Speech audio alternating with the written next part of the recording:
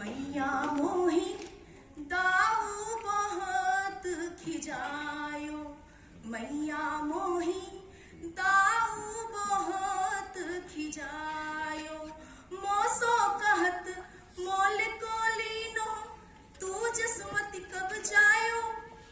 गोरे नंद जसोदा गोरी, तू कत श्यामल गात।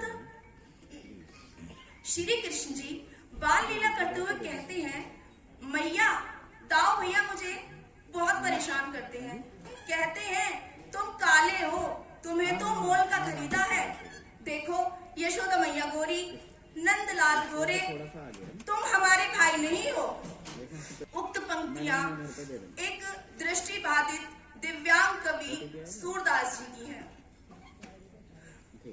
आदरणीय मंचासीन महोदय, प्रांगण में उपस्थित अधिकारीगण, सम्मानित शिक्षकगण और प्यारे बच्चों, आप सभी को मेरा हार्दिक अभिनंदन।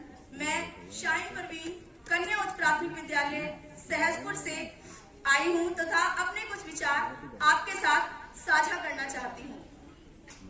हमारे देश में सन 2011 की जनगणना के अनुसार 2.21% दिव्यांगजन हैं, जिनकी संख्या लगभग 2.68 करोड़ है। इतनी बड़ी संख्या में अगर देश में दिव्यांगजन है तो फिर हमें इनके कारणों पे भी बात करनी चाहिए। दिव्यांगता के दो कारण होते हैं, पहला होता है आनुवंशिक और दूसरा होता है कुपोषण के कारण।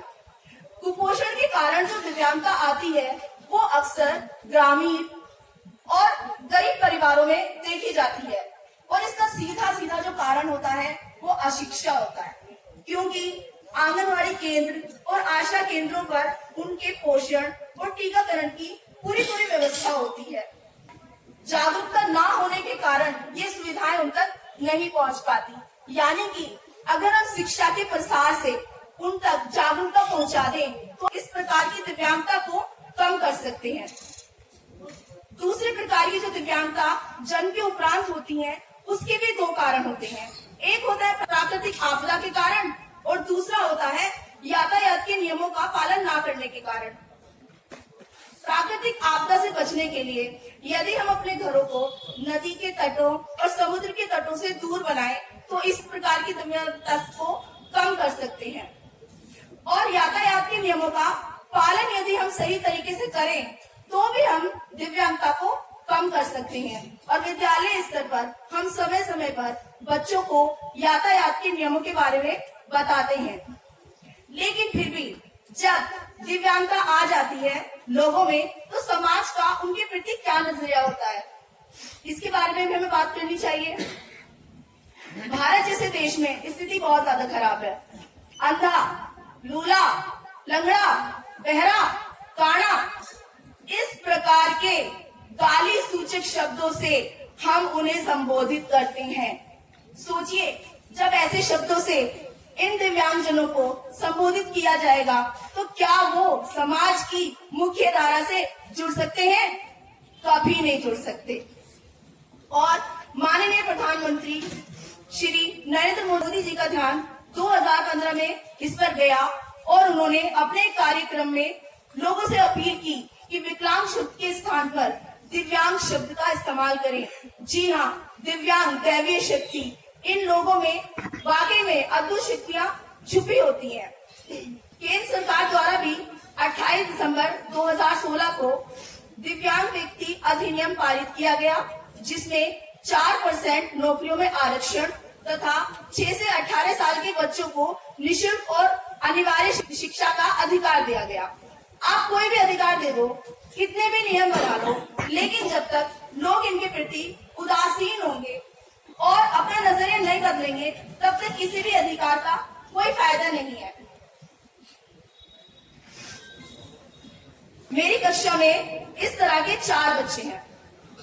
मैंने देखा कि ये बच्चे उपस्थिति अनियमित है।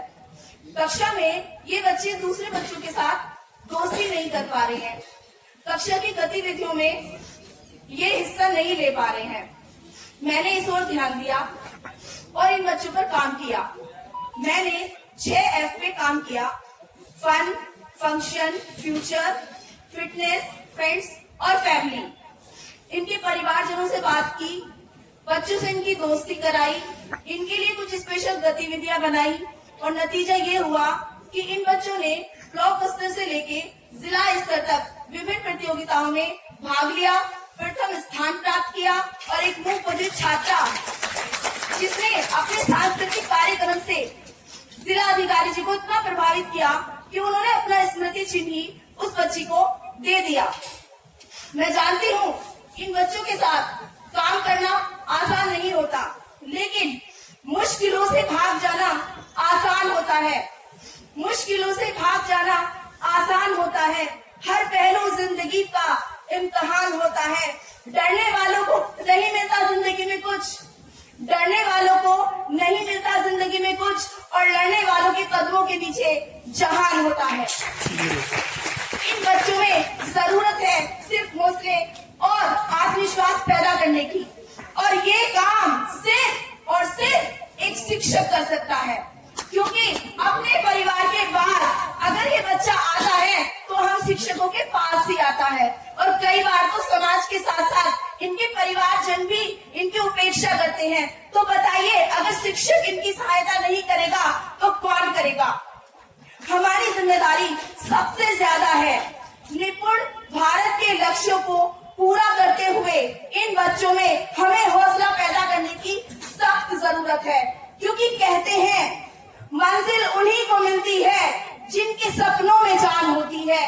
मंजिल उन्हीं को मिलती है जिनके सपनों में जान होती है। और पंखों यानी कि हाथ पैर से कुछ नहीं होता है, पंखों से कुछ नहीं होता साथियों, हौसलों में उड़ान होती है, हौसलों में उड़ान होती है।